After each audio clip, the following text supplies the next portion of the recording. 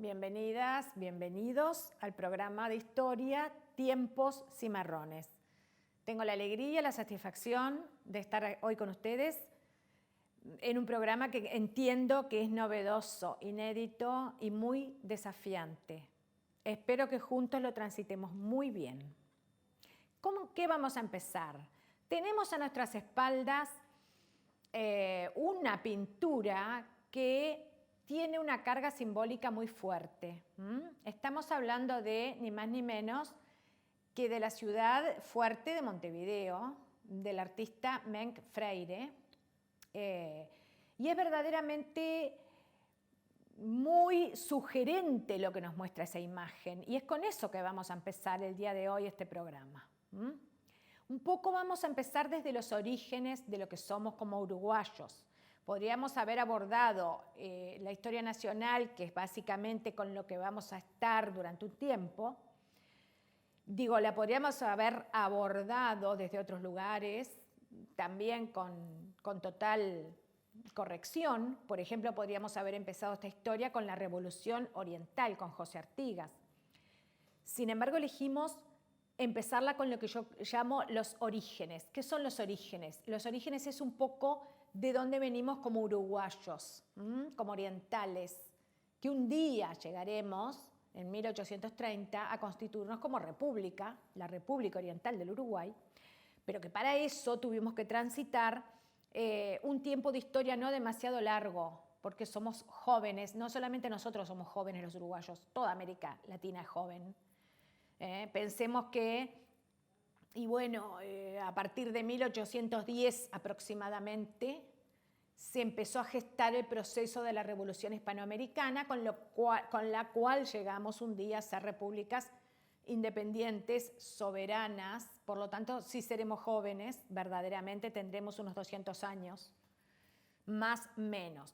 Pero con todo hay muchas diferencias y por eso me permito señalar la pintura de Menk Freire. Hay muchas diferencias con otras regiones latinoamericanas. Hay actuales países de América Latina que tienen una historia mucho más antigua que la de el Uruguay y la banda oriental. Por ejemplo, México. E incluso, no olvidemos a los incas. Las dos grandes conquistas españolas en el Nuevo Mundo, la de México con Hernán Cortés y la de los incas con Francisco Pizarro, son mucho más antiguas que la, fundación de Montevideo, que es lo que ustedes están viendo. Entonces vuelvo a decir, Menk Freire, fíjense qué formidable pintura. Es como que está tomada desde las alturas, desde alguna altura ignorada, una altura artística, una altura imaginada por el pintor, pero que nos muestra el panorama entero de cómo nacimos. No nacimos como una ciudad a secas, nacimos como una ciudad fuerte. Ahí vemos la avanzada de piedra, ahí vemos las fortificaciones, la mole de piedra trazada por los ingenieros militares del rey de España. Vemos además un camino que circunvala en el exterior esa fortificación y a su vez ese camino lleva a dos grandes portones que tenía esa ciudad amurallada, estamos hablando de una ciudad fuerte, que eran los portones de San Juan y de San Pedro. De ellos nacerá, luego de ellos se desprenderá con el paso del tiempo el advenimiento de otros núcleos de población, por ejemplo hacia la Aguada o hacia lo que hoy es la Rambla, que será un día el camino del este. Quiere decir entonces que estamos hablando de dos puntos cardinales muy diferentes, signados por esos dos portones de la ciudad amurallada, reitero. Quiere decir entonces que nacemos como una ciudad amurallada. Y eso no es casual. Era necesario fortificar, pero también era necesario poblar. No alcanzaba con fortificar. Si se fortificaba, naturalmente, ¿qué podía llegar a pasar?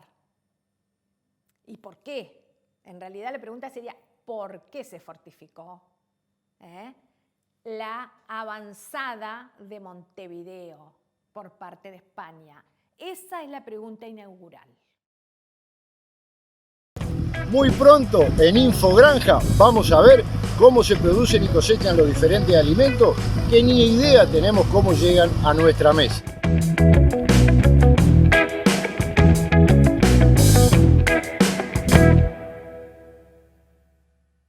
Vengo a traerles un desafío. Para llevar adelante esta gozosa tarea que es el pensar, en Taller de Pensamiento Complejo nos enfrentamos a la realidad que simplifica. De marzo a diciembre vamos a enfrentar esta gozosa tarea que es el pensar. Taller de Pensamiento Complejo. @Taller de Pensamiento Complejo en Instagram, Taller de Pensamiento Complejo en Facebook, o si no pueden mandar un WhatsApp al celular que aparece en su pantalla. Los espero.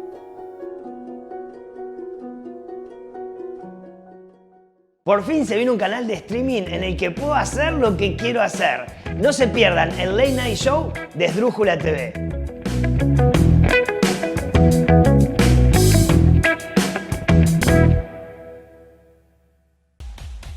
El futuro no se espera, el futuro se construye y está llegando.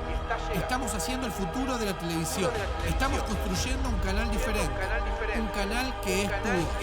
Esdrújula TV, el futuro de la televisión. Míranos a partir del 2 de febrero por esdrújulatv.com. Primeros en streaming. Otra vez los boliches nocturnos, amarillos de sueños perdidos, quinieleros de suertes extrañas, azulados en humos y vino. Y bien, prenderemos el fuego del medio tanque en todos y cada uno de los boliches de Montevideo y el resto de nuestro profundo interior, como estamos acostumbrados. Y también detrás de los escenarios contando un poco lo de siempre, la gente que se arrima a ustedes, sus colegas, Víctor Heredia, Emiliano y el Zurdo, Copla Alta, toda esa gente que comparte con nosotros los medios tanques en todo el país. ¿Está de acuerdo? Pero claro, además para contarles lo que pasa cuando bajamos de los escenarios, lo que compartimos, las charlas, las anécdotas, todas esas cosas las van a tener acá.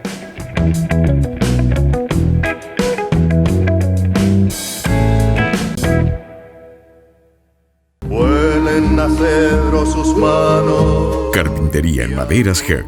Placares de cocina y dormitorios, muebles de diseño y restauración. Trabajos garantidos. Responsabilidad y puntualidad. Comuníquese al 095-465-880. Carpintero. Lindo oficio. Carpintería Herc. Carpintero, lindo oficio. ¿Quién no lo quiere aprender?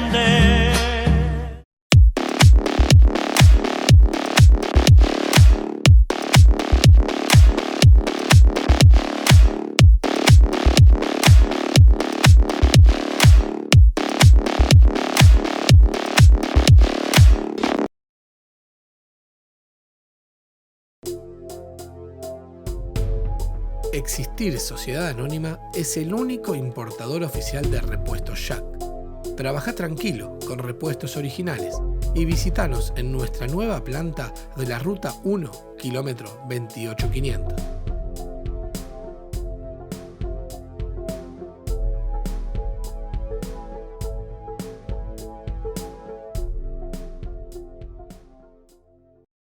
Veníamos diciendo que la pregunta inaugural es ¿por qué llegamos a ser una ciudad fuerte? Muy bien, podríamos haber sido un fuerte solo o una ciudad sola. ¿Por qué la combinación? Porque estamos hablando del año 1724. Estamos hablando entonces de que durante más de 200 años España no demostró el menor interés en esta tierra. ¿Por qué? Si vamos al caso, ya había sido, descubierta, entre comillas, había sido descubierto el estuario del Río de la Plata por Juan Díaz de Solís. 1516. Si en ese momento los españoles se hubieran interesado por nosotros, seguramente tendríamos una antigüedad parangonable a la de las conquistas de México y de Perú, aunque no sabemos si eso es deseable, yo creo que no lo es. Pero bueno, tendríamos esa antigüedad, figuraríamos en el ranking de las primeras conquistas españolas en el Nuevo Mundo. Sin embargo, Juan Díaz de Solís pasó de largo. Y entonces uno se pregunta, ¿pero por qué? Vamos a ver un mapa, el mapa de justamente la exploración de Solís. Se mete por el estuario y yo pregunto, ¿en busca de qué? La respuesta es muy obvia, en busca de oro y plata. Por algo se le llamó el Río de la Plata. En busca de oro, más que nada. Venían detrás de un sueño, venían detrás de un rumor, venían detrás de una leyenda. Esa leyenda era la del Dorado, un reino mítico o acaso un soberano mítico, cubierto de oro de la cabeza a los pies, que los estaría guardando en algún lugar, que más o menos los españoles situaban a la altura de lo que hoy sería el Paraguay, Asunción del Paraguay, o tal vez un poco más al norte, y acaso, sin saberlo a ciencia cierta, ya estaban persiguiendo las riquezas incaicas. Porque pensemos que la conquista del Imperio Inca por Fernando Pizarro aún no se ha dado, ¿sí? Reitero la fecha, en 1516 Juan Díaz de Solís entra por el estuario y en 1534 se va a producir la conquista del Imperio Incaico por Pizarro, que en alguna ocasión hablaremos de eso también, porque la osadía de los españoles verdaderamente en esa conquista no tuvo límites. Lo mismo que la osadía de Hernán Cortés en 1519 cuando conquista México. Pero volviendo a nuestro tema, resulta que somos viejos en cuanto a haber sido hollados por el pie del conquistador español, pero no somos viejos en cuanto a haber sido colonizados, haber tenido población. Bueno, población descendiente naturalmente de españoles, que vienen a ser los criollos, los hijos de la tierra. No la tuvimos en ese momento.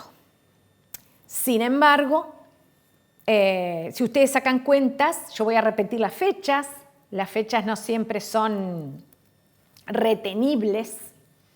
En 1516, Juan Díaz de Solís se aventura por el estuario. Capítulo aparte merece el hecho de que haya sido devorado o no devorado por los indígenas. Caso de que lo haya sido, ¿a qué se debe? ¿A qué se pudo haber debido ese hecho que muchos antropólogos e historiadores han abordado desde diferentes perspectivas? No voy a ingresar en eso, simplemente dejar la fecha rebotando en la memoria de ustedes y fíjense, 1516 y recién en 1724 el rey de España, otro rey de España, va a decidir poblar. ¿Y por qué habría ocurrido eso? ¿Por qué esa decisión? Porque al fin de cuentas, ¿saben cómo habíamos sido bautizados? Nosotros no tanto, la tierra.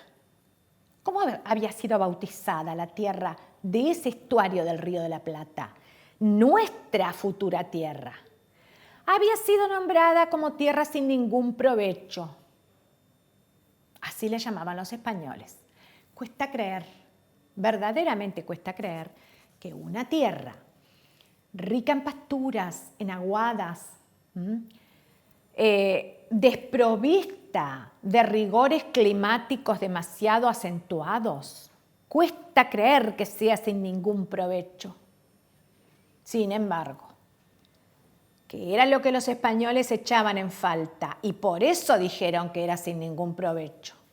Echaban en falta la mano de obra indígena. Estamos hablando de la necesidad de sociedades indígenas estratificadas, sometidas, disciplinadas. Aquí no existía tal cosa y de inmediato lo comprobaron los españoles. Así que entonces, falta de mano de obra indígena que reuniera esas características, pero además, ¿qué faltaría? Que era lo principal de todo, lo que ya dijimos, el oro y la plata. No se encontraron por ningún lado. Créanme que si se hubieran encontrado, así fuera un guijarro de oro, no se iban más, o al menos no se iban por mucho tiempo. Pues no se encontró. Entonces había que seguir el rumbo que dictaba la brújula de la ambición, la sed del oro de los españoles, que era tan insaciable, que ha quedado representada en muchas obras de literatura, incluso en muchas películas. Y bueno, nos colgaron el cartelito, somos tierra sin ningún provecho, y así vamos a seguir siendo. Tal vez algún televidente se esté preguntando en este momento, pero ¿y la ganadería? ¿Acaso no es una riqueza la ganadería? Pero déjenme decirles que en ese momento no teníamos vacas, no teníamos ganado criollo, no teníamos caballos, teníamos fauna y flora autóctona. Teníamos el venado, el jaguareté, la mulita, y, bueno, muchos más ejemplares. No teníamos vacas y caballos. Éramos tierra sin ningún provecho. ¿Qué fue lo que pasó? Lo que pasó, lo que la historia nos cuenta de esos tiempos cimarrones. Aprovecho para analizar un poquito el título de este programa. Tiempos cimarrones son tiempos bravíos. Y yo me pregunto qué tiempos de nuestra historia no lo han sido. Pero como aquellos, pocos. Entonces, naturalmente uno, lo primero que le viene a la mente es ¿de dónde salió el ganado? Y el ganado lo trajeron, lo iba a decir en singular, pero lo tengo que decir en plural. Al ganado lo trajeron desde muchos lugares distintos y a través de muchos medios diferentes. Pero hay un señor, hay un protagonista de nuestra historia que se destacó principalmente en la introducción de la ganadería y fue Hernando Arias de Saavedra, más conocido como Hernandarias. Ahí están viendo su imagen, su monumento en la Rambla. Que además es un monumento verdaderamente muy sugerente. Fíjense que está cubierto de pies a cabeza con su armadura, con su casco guerrero, con sus botas altas. Un guerrero, pero más que un guerrero, un gobernante. Y no cualquier gobernante. Hernando Arias de Saavedra tuvo el mérito de haber sido el primer gobernador criollo, y de eso vamos a hablar en un instante. Vengo a traerles un desafío. Para llevar adelante esta gozosa tarea que es el pensar, en Taller de Pensamiento Complejo nos enfrentamos a la realidad que simplifica. De marzo a diciembre vamos a enfrentar esta gozosa tarea que es el pensar. Taller de Pensamiento Complejo. @Taller de Pensamiento Complejo en Instagram, Taller de Pensamiento Complejo en Facebook, o si no pueden mandar un WhatsApp al celular que aparece en su pantalla. Los espero.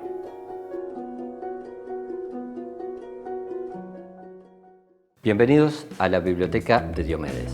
Bienvenidos a la memoria de la humanidad. Bienvenidos a libros, autores, sueños, luchas. Muy pronto, en Esdrújula TV, nos vamos a encontrar.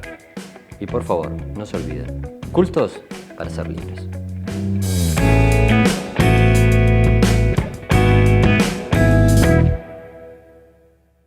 Vuelen a cedro sus manos. Carpintería en maderas Herc.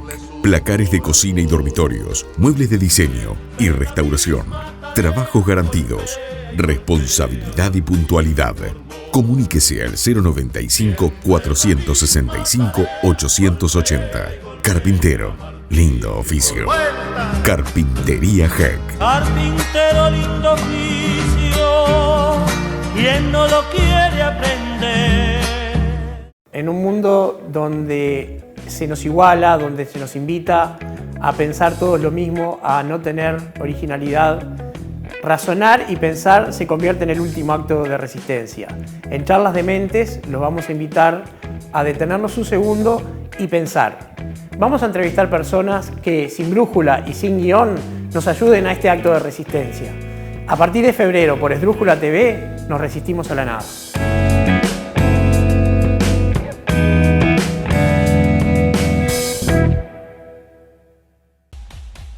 El futuro no se espera. El futuro futuro se construye y está llegando. Estamos haciendo el futuro de la televisión. Estamos construyendo un canal diferente. Un canal que es tu voz. Esdrújula TV, el futuro de la televisión. Míranos a partir del 2 de febrero por esdrújulatv.com. Primeros en streaming.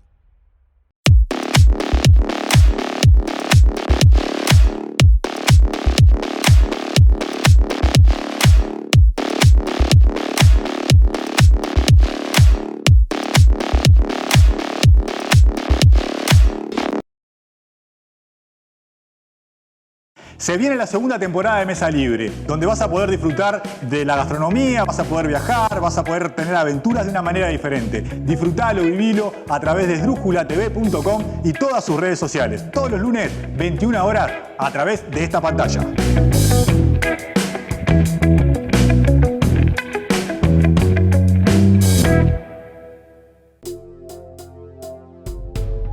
Existir Sociedad Anónima es el único importador oficial de repuestos Jack. Trabaja tranquilo con repuestos originales y visítanos en nuestra nueva planta de la Ruta 1, kilómetro 28500.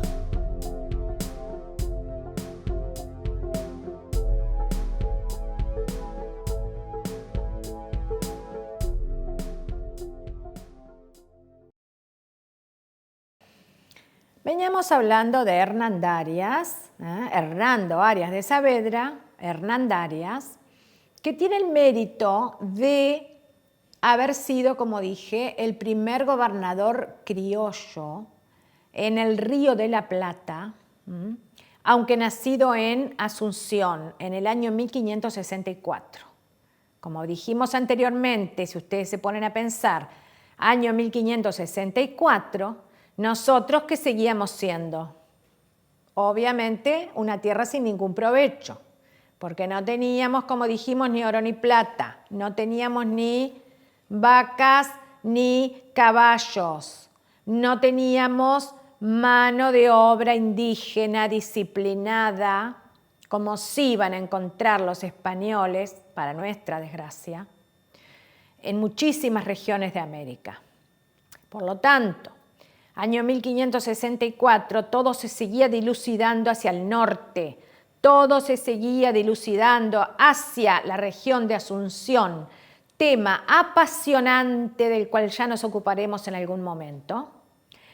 Y bueno, a Hernandarias, que era un hombre de una gran visión, una visión verdaderamente, yo diría, profética, se le ocurre en el año 1607, durante un viaje, al contemplar nuestras fabulosas praderas, se le ocurre la idea de poblarlas con ganado vacuno, procedente de España, el primer ganado vacuno que tuvimos en nuestra región, que tuvo toda América, en verdad, que era el típico ganado escaso de carnes, magro de carnes, con grandes cuernos, pero que fue el que tuvimos hasta, más o menos mediados del siglo XIX en adelante, cuando empieza a producirse la cruza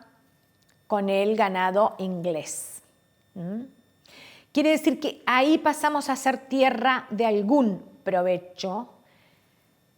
En el año 1607 fue la primera introducción de ganado por Hernandarias. Primero le pide permiso al rey, primero le escribe una carta diciéndole, mire señor, no se lo dijo con esos términos, por supuesto, no se utilizaban en la época, pero la idea es esa. Señor, esta es una tierra promisoria, esta es una tierra en la que el ganado prosperaría, que pronto sería fuente de riquezas. Pero el rey no le responde nunca. Es posible que, primero que el rey no leía todas las cartas y mucho menos las que le llegaban del Nuevo Mundo y mucho menos aún las que le llegaban de una región tan abandonada como era la del Río de la Plata. Así que bien podemos suponer que nunca se enteró de la carta de Hernandarias, ninguno de sus cortesanos y secretarios se le hizo llegar. Y si se le hizo llegar, la desechó, sin más. La cosa es que Hernandarias demostró nuevamente ser un gobernante muy capacitado porque decidió por su cuenta y riesgo, fue eficaz en ese sentido, tenía iniciativa propia, lo que hoy llamamos iniciativa propia. Y en el año 1607 introduce una serie de cabezas de ganado por la isla del Vizcaíno, y en el año 1611 lo vuelve a hacer. Es ganado vacuno, como dije. El ganado caballar, los caballos, suponemos que entraron bastante antes en lo que hoy es nuestro territorio. De ahí que los indígenas que poblaban la región, luego llamada Banda Oriental, indígenas de los que también ya nos ocuparemos, comenzaron a domar el caballo y a utilizarlo tempranamente. Bien, llegamos entonces a, ya les digo, en muy poco tiempo, a tener una enorme riqueza de ganado que rápidamente va a cambiar el curso de nuestra historia, va a cambiar nuestro destino. Va a traer, para empezar, otro imperio europeo que no llegó aquí en busca del ganado, hay que reconocerlo. Estamos hablando de Portugal.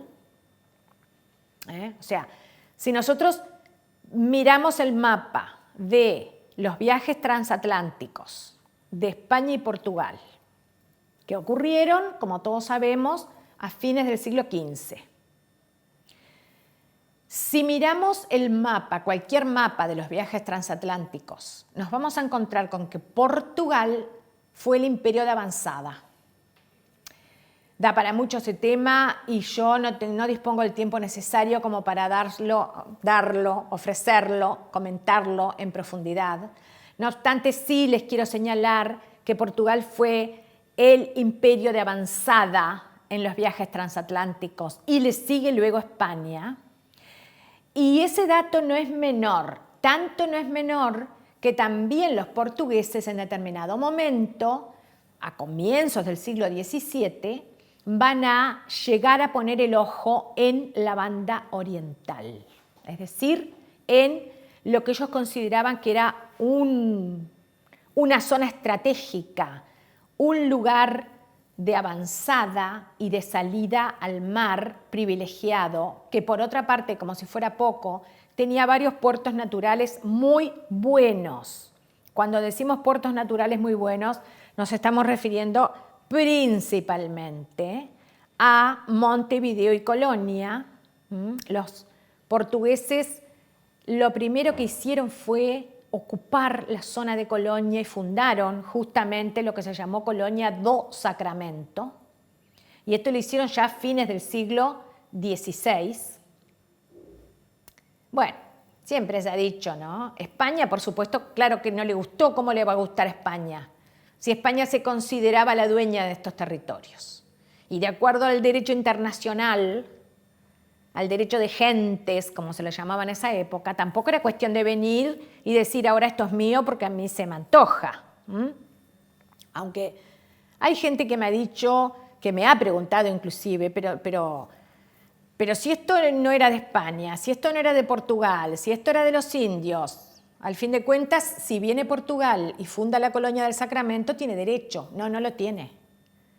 De acuerdo a la propia lógica de los imperios, no lo tiene. Porque estamos hablando, como dije antes, del derecho internacional, que en ese momento se llamaba derecho de gentes. Y que ustedes bien saben que hasta el día de hoy, y en este momento en que estamos hablando, cualquier enfrentamiento por ocupación de tierras, de regiones y de países puede terminar en una guerra. Y eso era así en esa época. ¿Por qué? Porque los seres humanos en ese sentido somos todos iguales. Pero eso daría para hablar de la filosofía de la historia, que en algún momento lo podremos hacer. Me quiero quedar ahora con este dato que les dije, no menor, de que Portugal decide un día ocupar el estuario y funda la Colonia do Sacramento. Colonia que en el transcurso de 100 años aproximadamente, varias veces fue perdida por los portugueses, por la fuerza de las armas españolas, y recuperada en la mesa diplomática. Entonces, ¿qué le interesaba a Portugal? ¿El ganado? Sí y no. Lo primero que le interesaba era el sitio estratégico. Eso nos lleva de la mano, antes de pasar al tema de las vacas, eso nos lleva de la mano a la otra arremetida de Portugal. Y de vuelta a la pintura de Mengs Freire que vimos al comienzo. ¿Por qué? Lógicamente, porque Portugal intenta quedarse no solo con la colonia del Sacramento, sino con Montevideo. Y es así como un día, llegado ya el manco de la mano de plata, ¿quién sería el manco de la mano de plata? Bruno Mauricio de Zabala, nuevo gobernador, llegado a Buenos Aires, con el expreso encargo de contener la avanzada portuguesa, decía entonces, es así que llegamos a que se le apersona un día a Zabala en el fuerte de Buenos Aires un práctico del Río de la Plata, es decir, una de esas personas que ejercen el oficio de conducir a los barcos en la entrada y la salida del puerto. Se le apersona y le dice, señor Mauricio de Zabala, le vengo a traer una noticia terrible. ¿Y cuál es esa noticia? Estamos hablando ya de 1723. Esa noticia es que he avistado varios barcos portugueses anclados en el puerto de Montevideo. Y no me pregunten por qué se llama Montevideo, porque ese es otro tema que da para muchísimo y que merece ser tratado en exclusividad. Por ahora nos quedamos con los barcos portugueses y le dice este práctico, y tienen aprovisionamiento para mucho tiempo. Y le dice Zabala, ¿y cómo sabe usted que se van a quedar mucho tiempo? Y le contesta el práctico, porque están fabricando unos hornos para hacer galletas. Y cualquiera sabe que quien se toma la molestia de fabricar hornos para hacer galletas es porque se va a quedar durante un buen tiempo. Y Zabala, en su fuero interno, tembló.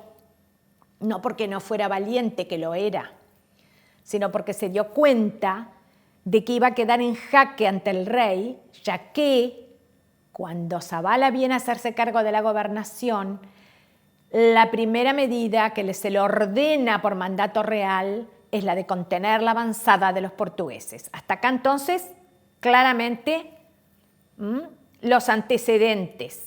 Por eso digo, nos vamos de vuelta a la pintura de Mengs Freire, porque de ahí venimos, de todo ese tejemaneje venimos. Atrás ha quedado Juan Díaz de Solís, atrás ha quedado la ambición del Dorado, que en definitiva fue algo bastante, les diría, verosímil, se cumplió la ambición del Dorado, se encontraron las fabulosas riquezas incas, pero no nos tocaron a nosotros. Además habría que preguntarse qué éramos nosotros, si es que éramos algo en el siglo XVI, a comienzos del siglo XVI, no éramos nada. O éramos indígenas y entonces no nos importaba la suerte de estos conquistadores, o éramos españoles y luego criollos. Y por ahí entonces lejos ha quedado todo esto y lejos ha quedado también aquella primera introducción de ganado de Hernandarias, que como dije no fue la única y me olvidé de decirles cuáles fueron las otras introducciones. Básicamente fue Hernandarias y también fueron los jesuitas. Los jesuitas introdujeron varias cabezas de ganado desde sus misiones, desde las misiones guaraníticas. Y aquello fue de una riqueza formidable.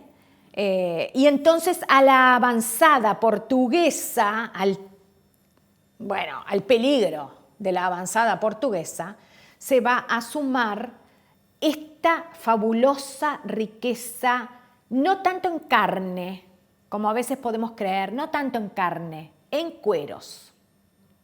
Empiezan a aparecer las famosas vaquerías. ¿Qué eran las vaquerías? Las vaquerías eran ni más ni menos que bueno, justamente excursiones o incursiones, según cómo lo miremos, ya sea que vengan de afuera o estén en la tierra, en nuestra tierra. Campamentos que a veces podían estar formados por más de 100 hombres que se dedican sistemáticamente a la matanza de ganado y al acopio de cueros. Y esas vaquerías van a ser de todo tipo. Van a venir a hacer esas vaquerías desde las provincias que un día van a ser Argentina, como por ejemplo Santa Fe, desde la propia Buenos Aires, de Brasil, los famosos bandeirantes. Van a venir también los ingleses, por supuesto, que hacen contrabando, de ahí la palabra, contra el bando real, un comercio contra el bando real. Hacen contrabando a las orillas de los puertos y de las ensenadas y se venden los cueros mucho más baratos que lo que estipulaba el aforo real de los grandes puertos. ¿Cuáles eran los grandes puertos? Montevideo y Buenos Aires. Hasta ahí entonces tenemos un panorama que, como dije, nos va a llevar directamente al enfrentamiento entre España y Portugal, ya en este caso por Montevideo. Quiere decir entonces que en el año 1723 empieza a mover, metafóricamente, empieza a mover los motores Bruno Mauricio de Zabala, que les quiero decir algo más. Bruno Mauricio de Zabala, que era un guerrero muy importante, por cierto, porque es verdad que perdió la mano por el rey, y llevaba una pequeña mano de plata colgada del cuello con una cadena del mismo material. No era que la usaba a esa mano de plata, sino que la llevaba como una especie de trofeo, como una especie de símbolo. Yo perdí una mano por mi rey y por el reino. ¿Con quién llega Bruno Mauricio de Zabala al Río de la Plata? O dicho de otra manera, ¿quién venía en el mismo barco? Un capitán de rango menor, un hombre esforzado, un hombre al cual la fortuna no le había sonreído, un hombre que de alguna manera nos recuerda a esos famosos personajes, esos guerreros españoles que eran muy pobres y que su único capital era su valentía. Y ese guerrero se llamaba Juan Antonio Artigas y era el abuelo de nuestro prócer José Artigas. Llegó a ser uno de los hombres de Zabala. Llegó a ser uno de los oficiales de mayor confianza de Zabala. Eso tampoco es menor si nos ponemos a pensar. ¿Por qué? Apenas se funde la ciudad de Montevideo, con esa avanzada fortificada, Juan Antonio Artigas va a ser uno de los primeros pobladores, junto con su esposa, Ignacia Javiera Carrasco, y 2 hijas y la tercera que nace ahí al poquito tiempo, ¿verdad?, de haber llegado. Entonces, fíjense ustedes cómo se atan los hilos de la historia, cómo pasamos de Juan Díaz de Solís a Juan Antonio Artigas, un hombre que no solo es un guerrero, que es un padre de familia. ¿Se acuerdan que les dije al comienzo? Esto es una ciudad, pero también es un fuerte. Esto es defensa, esto es fortificación militar, pero también es una población. ¿Por qué? Porque para defender la tierra no basta con las fortificaciones, los cañones y los soldados.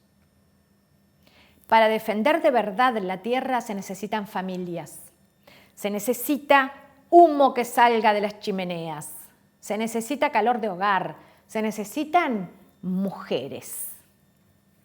Y lo digo en el sentido más literal de la palabra. Se necesitan mujeres que pueblen la tierra, que den a luz, que tengan hijos, que a su vez arraiguen su sangre al suelo. Eso va a ser José Artigas, un criollo, hijo a su vez de criollos, nieto de un español y de otra criolla. Eso va a ser Artigas. El futuro no se espera, el futuro se construye y está llegando. Estamos haciendo el futuro de la televisión. Estamos construyendo un canal diferente, un canal que es tuyo. Esdrújula TV, el futuro de la televisión. Míranos a partir del 2 de febrero por esdrújulatv.com. Primeros en streaming. Vengo a traerles un desafío.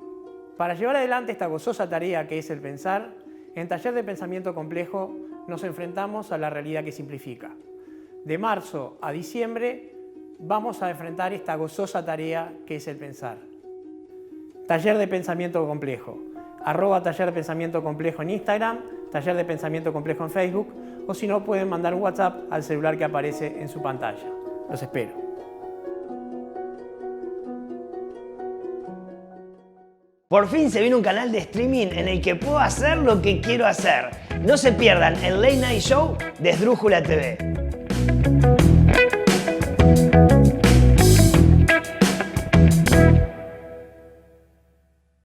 Muy pronto en Infogranja vamos a ver cómo se producen y cosechan los diferentes alimentos que ni idea tenemos cómo llegan a nuestra mesa.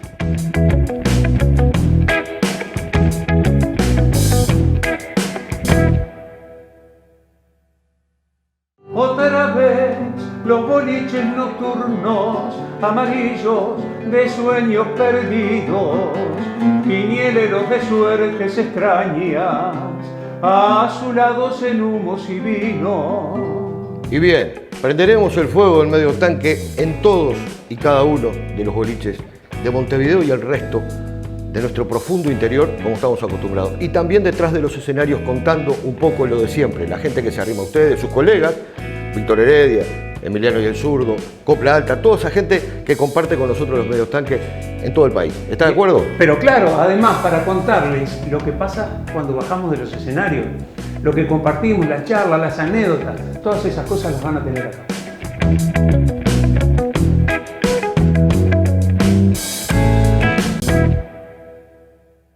Vuelen a cedro sus manos. Carpintería en maderas Herc. Placares de cocina y dormitorios, muebles de diseño y restauración.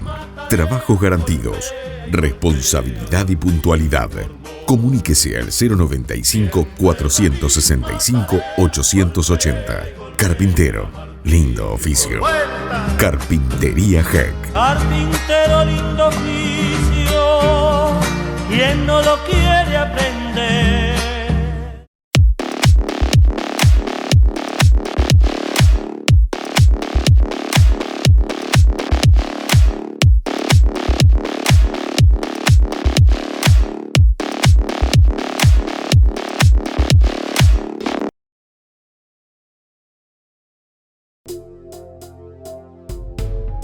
Existir Sociedad Anónima es el único importador oficial de repuestos Jack. Trabaja tranquilo con repuestos originales y visítanos en nuestra nueva planta de la Ruta 1, kilómetro 28500.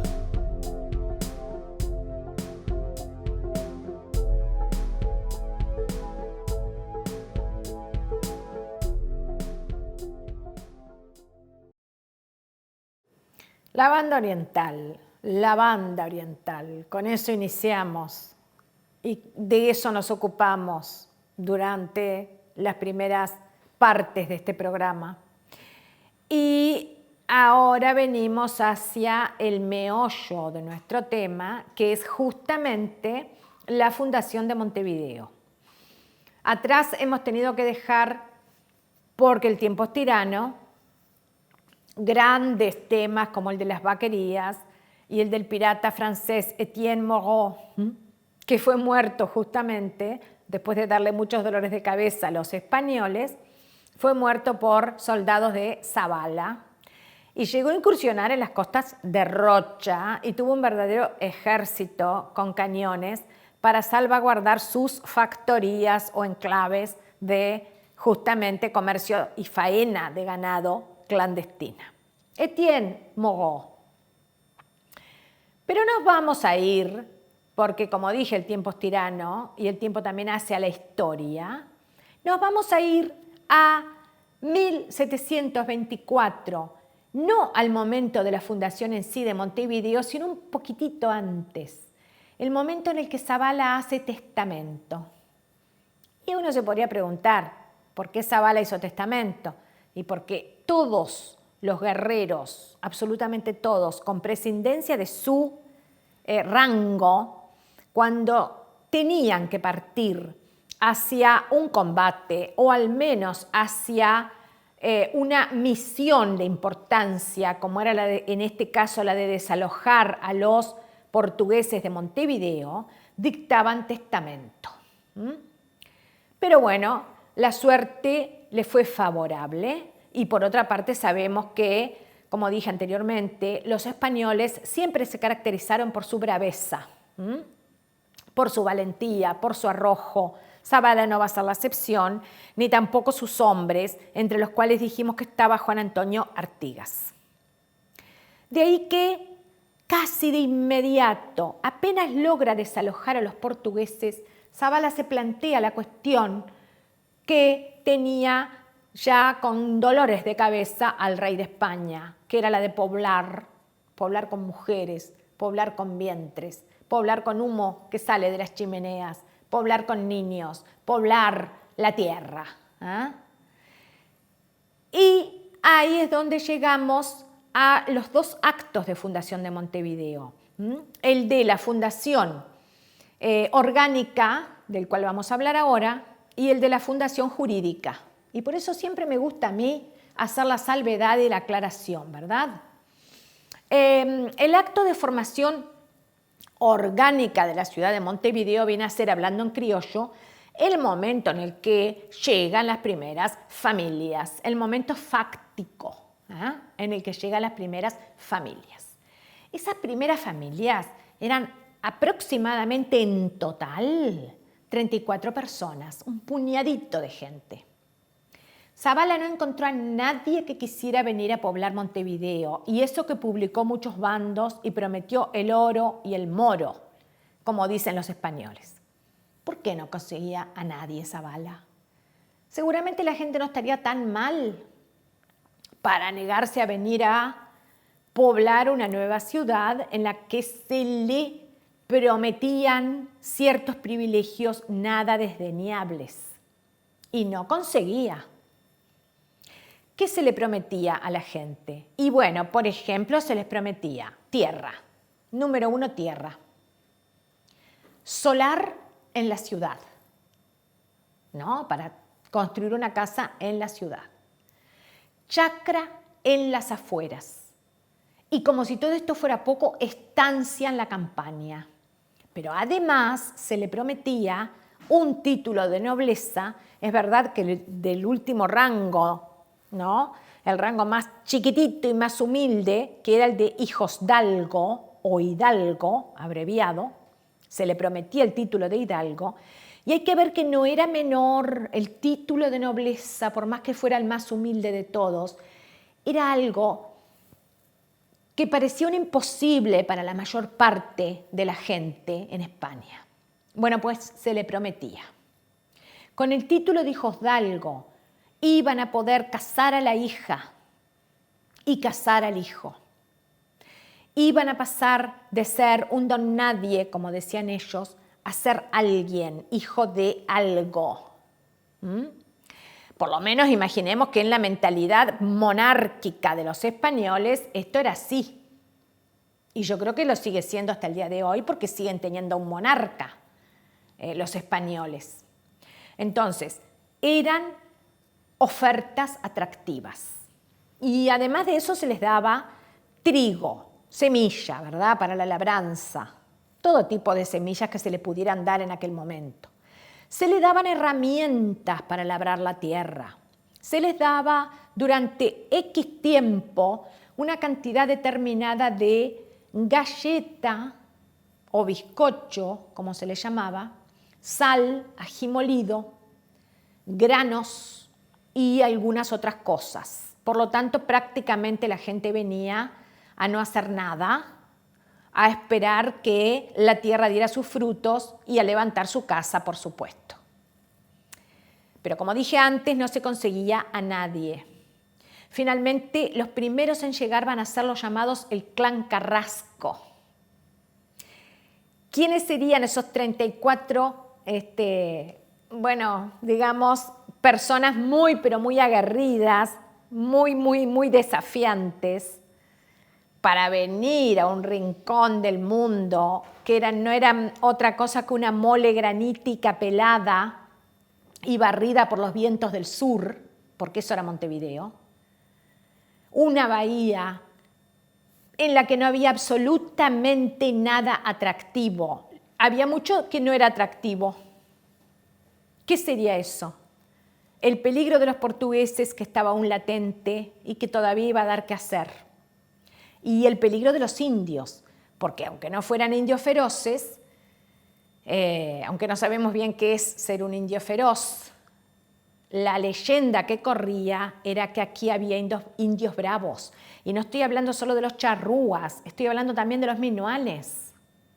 Los indios minuanes llegaron muchísimas veces a las puertas de Montevideo, una vez que la población empezó a levantarse, no con muy buenas intenciones, que digamos. ¿Y quién salía una y otra vez a parlamentar con ellos? ¿Quién salía con el cargo de alcalde de la Santa Hermandad, uno de los cargos del Cabildo? ¿Quién se iba a hacer conocido en toda la campaña por parlamentar con los indios, y no solo por parlamentar, sino por su trato humano con ellos? Nuestro viejo conocido, Juan Antonio Artigas, el abuelo de José Artigas. Pasamos entonces de los actos de fundación orgánica a los actos de formación jurídica, y no les conté, pero muy abuelo de pájaro, que no solamente fueron esos 34 adelantados, avanzados, pioneros, sino que también van a llegar en 1726 y 1729 dos contingentes de pobladores canarios de las Islas Canarias. De ellos tenemos muchísimas costumbres que hemos heredado. Entre ellas, según dicen los investigadores, el vos. Parece que el vos, como estás vos sabés, vos tenés, vos estudiás, vos descansás, parece que es un modismo canario, entre tantas cosas que hemos heredado de ellos. Y así terminamos con nuestro primer tema en el programa Tiempos Cimarrones, esperando que lo hayan disfrutado.